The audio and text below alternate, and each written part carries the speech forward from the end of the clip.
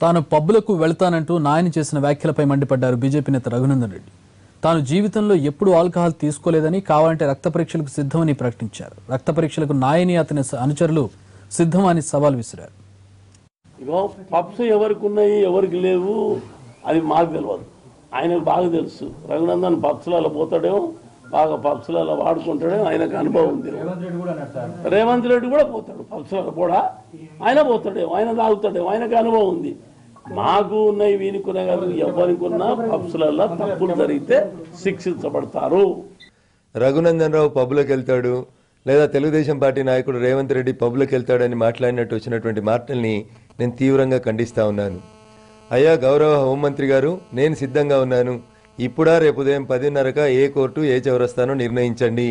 నేను ఈ రోజు వరకు నా జీవితంలో నేను ఎట్లాంటి ఆల్కహాల్కి సంబంధించినటువంటి పదార్థాలని సేవించలేదు.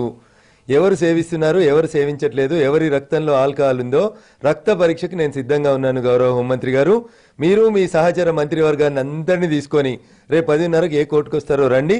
నేను రక్త నమూనాలు ఇచ్చి నన్ను నేను పరీక్షించుకోవడానికి సిద్ధంగా